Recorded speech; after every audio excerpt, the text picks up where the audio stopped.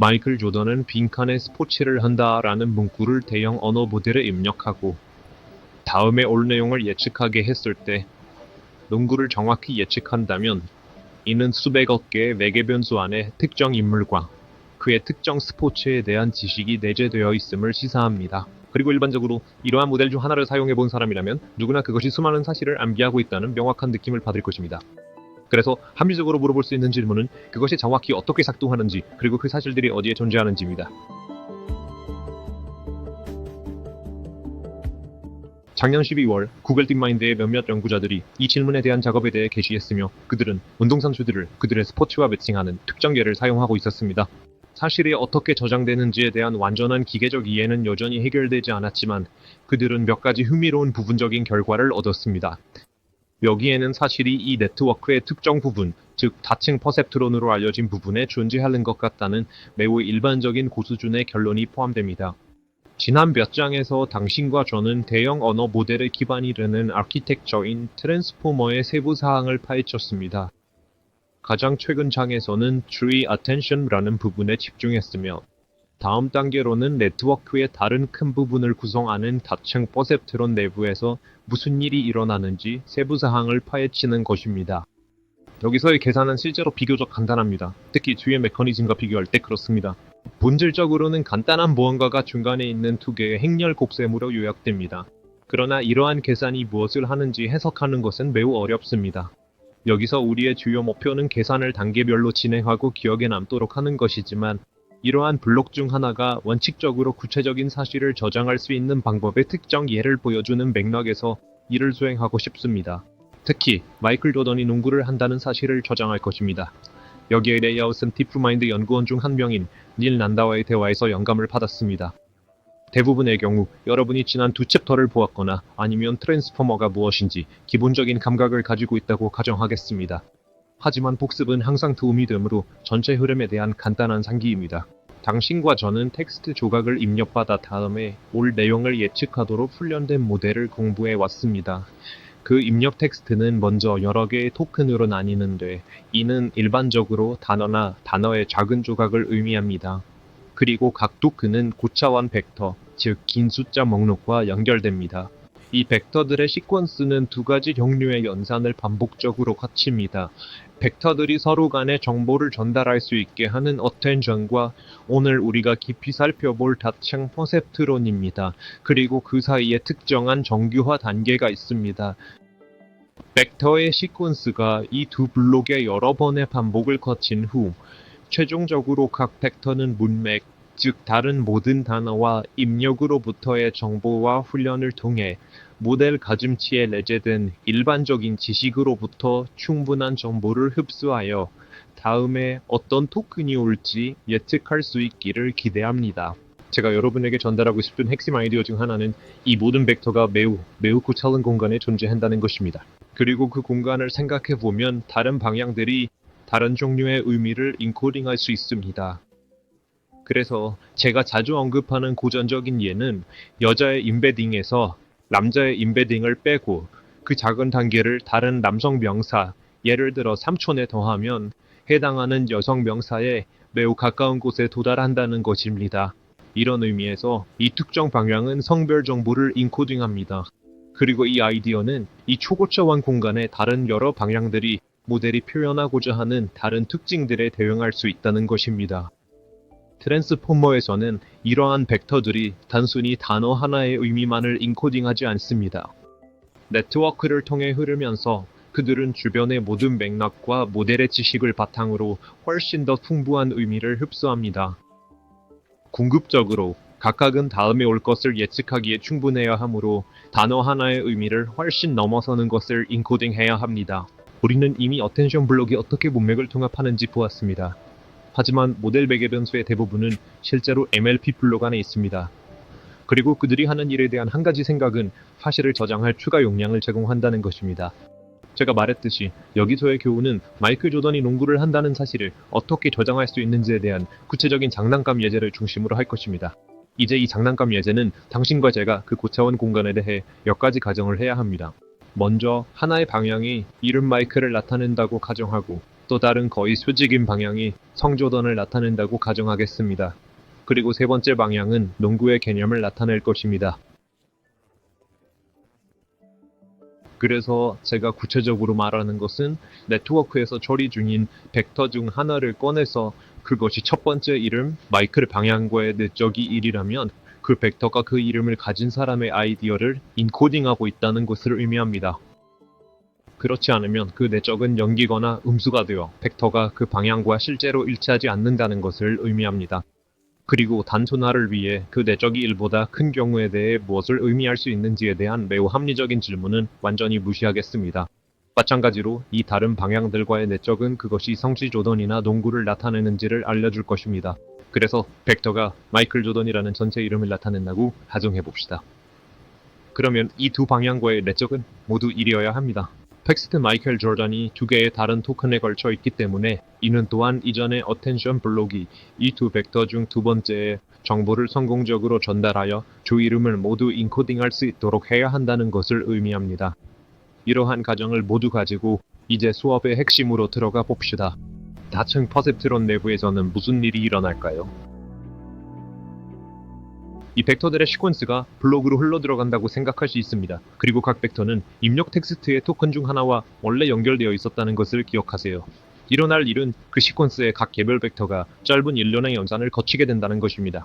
잠시 후에 그것들을 풀어볼 것이고 마지막에는 동일한 차원의 또 다른 벡터를 얻게 될 것입니다. 그 다른 벡터는 들어온 원래 벡터에 더해지고 그 합이 결과로 나옵니다. 이 일련의 연산은 입력의 모든 토큰과 연관된 시퀀스의 모든 벡터에 적용되며 이 모든 것이 병렬로 이루어집니다. 특히 2단계에서는 벡터들이 서로 소통하지 않습니다. 각자 자신의 일을 하고 있는 셈입니다. 그리고 우리에게는 이것이 훨씬 더 간단해지는데 왜냐하면 이 블록을 통해 하나의 벡터에 무슨 일이 일어나는지를 이해하면 모든 벡터에 무슨 일이 일어나는지를 효과적으로 이해할 수 있기 때문입니다. 이 블록이 마이클 조던이 농구를 한다는 사실을 인코딩할 것이라고 말할 때 제가 의미하는 바는 만약 마이클이라는 이름과 조던이라는 성을 인코딩한 벡터가 들어오면 이 연산의 순서가 농구라는 방향을 포함하는 무언가를 생성할 것이고 이는 그 위치에 벡터에 추가될 것입니다. 이 과정의 첫 번째 단계는 그 벡터를 매우 큰 행렬과 곱하는 것처럼 보입니다. 놀랄 일은 아닙니다. 이것이 딥러닝입니다. 그리고 이 행렬은 우리가 본 다른 것들과 마찬가지로 데이터에서 학습된 모델 매개 변수로 가득 차 있습니다. 이를 모델의 동작을 결정하기 위해 조정되고 조율되는 많은 노브와 다이얼로 생각할 수 있습니다. 이제 행렬 곱셈을 생각하는 좋은 방법 중 하나는 그 행렬의 각 행을 자체 벡터로 상상하고 그 행들과 처리 중인 벡터 간의 여러 개의 내적을 취하는 것입니다. 이 벡터를 임베딩이라고 부르겠습니다. 예를 들어 첫 번째 행이 우리가 가정하는 첫 번째 이름 마이클 방향과 같다고 가정해 봅시다. 이는 이 출력의 첫 번째 구성 요소, 즉 이 내적이 그 벡터가 첫 번째 이름 마이클을 인코딩하면 1이고 그렇지 않으면 0 또는 음수가 된다는 것을 의미합니다. 더 재미있는 것은 그 첫 번째 행이 이름 마이클과 상 조던 방향이라면 무엇을 의미할지 생각해 보세요. 간단히 하기 위해 그것을 m+j로 적어 보겠습니다. 그런 다음 이 임베딩 이와 내적을 취하면 m2 더하기 j2처럼 정말 깔끔하게 분배됩니다. 그리고 벡터가 전체 이름인 마이클 조던을 인코딩하면 최종 값이 2가 되고 그렇지 않으면 1 또는 1보다 작은 값이 된다는 것을 주목하세요. 그리고 그것은 이 행렬의 한 행일 뿐입니다. 당신은 다른 모든 행들이 벡터가 처리되는 다른 종류의 질문을 병렬로 묻고 있다고 생각할 수 있습니다. 종종 2단계는 데이터에서 학습된 모델 매개 변수로 가득 찬 또 다른 벡터를 출력에 추가하는 것을 포함합니다. 이 다른 벡터는 바이어스라고 알려져 있습니다. 우리의 예에서 그 첫 번째 구성 요소에서 이 바이어스의 값이 -1이라고 상상해 보세요. 즉, 최종 출력은 해당 내적에서 1 빼기와 같아 보입니다. 왜 제가 모델이 이것을 학습했다고 가정하길 원하는지 합리적으로 물을 수 있습니다. 그리고 잠시 후 벡터가 전체 이름 마이클 조던을 인코딩할 때만 양수이고 그렇지 않으면 영기나 음수인 값이 있으면 왜 깔끔하고 좋은지 알게 될 것입니다. 이 행렬의 총 행수는 우리가 따라온 GPTC의 경우 질문의 수와 같은 것으로 5만 개 바로 아래입니다. 사실 이것은 이 임베딩 공간의 차원수의 정확히 4배입니다. 그것은 설계 선택입니다. 더 많게 만들 수도 있고 더 적게 만들 수도 있지만 깔끔한 배수를 가지는 것이 하드웨어의 친화적입니다. 이 가중치로 가득 찬 행렬이 우리를 더 높은 차원의 공간으로 매핑하기 때문에 이를 약어로 마트업이라고 부르겠습니다. 우리가 처리하고 있는 벡터를 E로 계속 표시하고 이 바이어스 벡터를 B업으로 표시하여 다이어그램에 모두 다시 넣겠습니다. 이 시점에서 문제는 이 연산이 순전히 선형적이라는 점인데 언어는 매우 비선형적인 과정입니다. 우리가 측정하는 항목이 마이클 플러스 조던에 대해 높다면 마이클 플러스 펠프스나 알렉시스 플러스 조던에 대해서도 어느 정도 반응할 것입니다. 비록 그것들이 개념적으로 관련이 없더라도 말입니다. 실제로 원하는 것은 전체 이름에 대한 간단한 예 아니면 아니오입니다. 다음 단계는 이 큰 중간 벡터를 매우 간단한 비선형 함수에 통과시키는 것입니다. 일반적인 선택은 모든 음수 값을 0으로 매핑하고 모든 양수 값을 그대로 두는 것입니다. 그리고 깊은 학습 전통에 지나치게 화려한 이름을 계속해서 이 매우 간단한 함수는 종종 정류 선형 유닛, 줄여서 RLU라고 불립니다. 그래프는 이렇게 생겼습니다. 그래서 이 중간 벡터의 첫 번째 항목이 전체 이름이 마이클 조던일 때만 1이고 그렇지 않으면 0이나 음수인 가상의 예를 들어보면 RLU를 통과한 후에는 모든 0과 음수 값이 그냥 0으로 잘려서 매우 깔끔한 값을 얻게 됩니다. 그래서 이 출력은 전체 이름이 마이클 조던일 때는 1이고 그렇지 않으면 0이 됩니다. 다시 말해 이는 AND 게이트의 동작을 매우 직접적으로 모방합니다. 종종 모델은 JLU라고 불리는 약간 수정된 함수를 사용합니다. 기본적인 모양은 같지만 조금 더 부드럽습니다. 하지만 우리의 목적에서는 RLU만 생각하는 것이 조금 더 깔끔합니다. 또한 사람들이 트랜스포머의 뉴런에 대해 이야기할 때 바로 이 값들을 말하는 것입니다. 이 시리즈에서 이전에 보았던 점층과 이전 층에 연결된 여러 선이 있는 일반적인 신경망 그림을 볼 때마다 이는 일반적으로 선형 단계, 행렬 곱셈, 그리고 RLU와 같은 간단한 항별 비선형 함수의 조합을 전달하려는 것입니다. 이 뉴런은 이 값이 양수일 때 활성화되었다고 말할 수 있고 그 값이 0일 때 비활성화되었다고 말할 수 있습니다. 다음 단계는 첫 번째 단계와 매우 유사해 보입니다. 매우 큰 행렬을 곱하고 특정 바이어스 한글 더합니다. 이 경우 출력의 차원수는 임베딩 공간의 크기로 다시 줄어드므로 이를 다운 프로젝션 행렬이라고 부르겠습니다.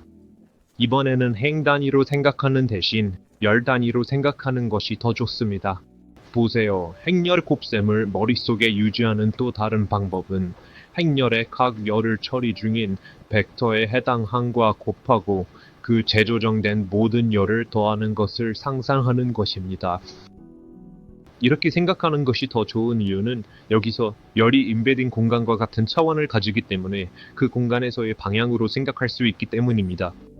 예를 들어 모델이 첫 번째 열을 우리가 가정하는 농구 방향으로 만들도록 학습했다고 상상해 봅시다. 그것이 의미하는 바는 첫 번째 위치에 있는 관련 뉴런이 활성화되면 이 열을 최종 결과에 추가하게 된다는 것입니다. 하지만 그 뉴런이 비활성화되어 숫자가 0이라면 이는 아무런 영향을 미치지 않습니다. 그리고 꼭 농구에만 국한되지 않습니다. 모델은 이 열에 마이클 조던이라는 전체 이름과 연관시키고자 하는 다른 많은 특징들도 포함시킬 수 있습니다.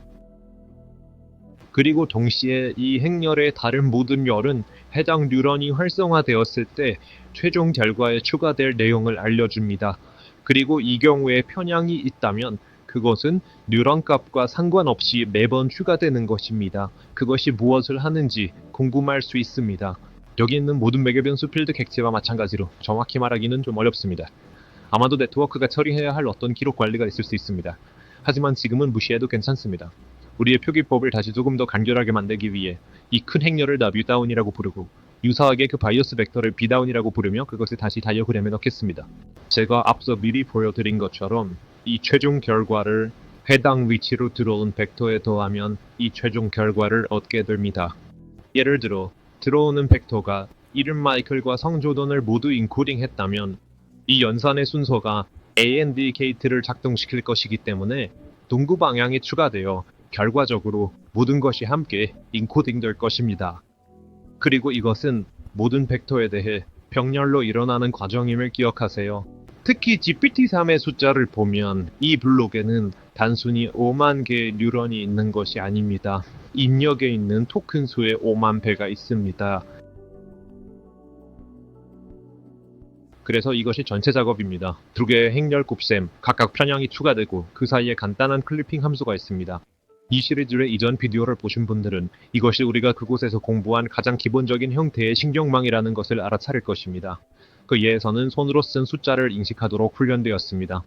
여기서 대형 언어 모델을 위한 트랜스포머의 맥락에서 이것은 더 큰 아키텍처의 한 부분이며 정확히 무엇을 하는지 해석하려는 시도는 고차원 임베딩 공간의 벡터로 정보를 인코딩하는 아이디어와 깊이 얽혀 있습니다. 이것이 핵심 교훈이지만 두 가지 다른 점에 대해 되돌아보고 싶습니다. 첫 번째는 일종의 장부 기록이고 두 번째는 제가 트랜스포머를 깊이 파고들기 전까지 몰랐던 고차원에 관한 매우 생각을 자극하는 사실을 포함합니다. 지난 두 장에서 당신과 나는 GPT-3의 총 4개론 수수를 세기 시작했고 그것들이 정확히 어디에 있는지 살펴보았습니다. 그러니 여기서 빨리 게임을 마무리합시다. 나는 이미 이 업프로젝션 행렬이 5만 개 미만의 행을 가지고 있으며 각 행이 임베딩 공간의 크기가 일치한다고 언급했습니다. GPT-3의 경우 이는 12,288입니다. 그것들을 곱하면 그 행렬만으로 6억 400만 개의 파라미터가 나옵니다. 그리고 다운 프로젝션은 전치된 형태로 동일한 수의 파라미터를 가집니다. 그래서 둘을 합치면 약 12억 개의 파라미터가 됩니다. 바이어스 벡터도 몇 가지 더 매개 변수를 포함하지만 전체에서 사소한 비율이기 때문에 보여주지 않겠습니다. GPT-3에서는 이 임베딩 벡터 시퀀스가 하나가 아닌 90몇 개의 개별 MLP를 통해 흐름으로 이 모든 블록에 할당된 총 매개 변수 수는 약 1160억 개에 달합니다. 이것은 네트워크 전체 매개 변수의 약 3분의 2입니다. 그리고 주의 블록 임베딩 및 언임베딩에 대해 이전에 가졌던 모든 것에 추가하면 광고된 대로 총 175억이 됩니다. 아마도 언급할 가치가 있는 것은 이 설명에서 건너뛴 정규화 단계와 관련된 또 다른 매개 변수 세트가 있다는 것입니다. 하지만 편향 벡터처럼 그것들은 전체에서 매우 사소한 비율을 차지합니다. 그 두 번째 반성점에 대해 우리가 많은 시간을 할애한 이 중앙 장단감 예제가 실제 대형 언어 모델에서 사실이 저장되는 방식을 반영하는지 궁금할 수 있습니다. 첫 번째 행렬의 행이 이 임베딩 공간에서 방향으로 생각될 수 있다는 것은 사실이며 이는 각 뉴런의 활성화가 주어진 벡터가 특정 방향과 얼마나 일치하는지를 알려준다는 것을 의미합니다. 또한 두 번째 행렬의 열은 그 뉴런이 활성화될 때 결과에 추가될 내용을 알려줍니다.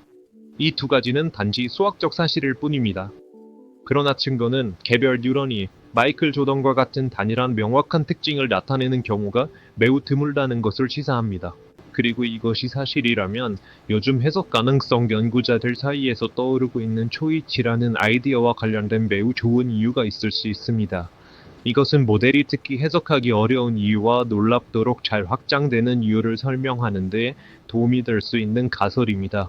기본 아이디어는 N차원 공간이 있고 그 공간에서 서로 수직인 방향을 사용하여 여러 다른 특징을 표현하고 싶다면 한 방향의 구성 요소를 추가해도 다른 방향에 영향을 주지 않는다는 것입니다. 그러면 맞출 수 있는 벡터의 최대 수는 차원의 수인 n입니다. 수학자에게 이것은 차원의 정의입니다. 하지만 그 제약을 조금 완화하고 약간의 노이즈를 허용하면 흥미로워집니다. 그 특징들이 정확히 수직이 아닌 거의 수직인 벡터로 표현되도록 허용한다고 가정해 봅시다. 예를 들어 89도에서 91도 사이의 각도로 떨어져 있는 경우입니다. 2차원이나 3차원에서는 이것이 별 차이가 없으며 더 많은 벡터를 넣을 여유 공간이 거의 생기지 않습니다. 하지만 더 높은 차원에서는 답이 급적으로 변한다는 점이 더욱 직관에 반합니다. 이것을 설명하기 위해 대충 만든 파이썬을 사용하여 100차원 벡터의 리스트를 생성할 수 있습니다. 각 벡터는 무작위로 초기화됩니다. 이 리스트는 만 개의 서로 다른 벡터를 포함할 것입니다. 즉, 차원수의 100배에 해당하는 벡터가 있는 것입니다. 이 플롯은 이 벡터 쌍들 사이의 값도 분포를 보여줍니다. 그래서 처음에 무작위로 시작했기 때문에 그 각도는 0도에서 180도까지 아무거나 될 수 있지만 이미 무작위 벡터에서도 90도에 더 가까워지려는 강한 편향이 있다는 것을 알 수 있습니다. 그런 다음 제가 할 일은 이 벡터들이 서로 더 수직이 되도록 반복적으로 조정하는 특정 최적화 과정을 실행하는 것입니다. 이것을 여러 번 반복한 후 각도의 분포는 이렇게 보입니다. 여기서 실제로 확대해야 합니다. 왜냐하면 벡터 쌍 사이에 가능한 모든 각도가 89도에서 91도 사이의 좁은 범위에 있기 때문입니다. 일반적으로 존슨 린덴 스트라우스 보조전기로 알려진 것의 결과는 거의 수직인 벡터를 공간에 넣을 수 있는 수가 차원의 수에 따라 기하급수적으로 증가한다는 것입니다. 이는 독립적인 아이디어를 거의 수직인 방향과 연관시킬 수 있는 대형 언어 모델에 매우 중요합니다.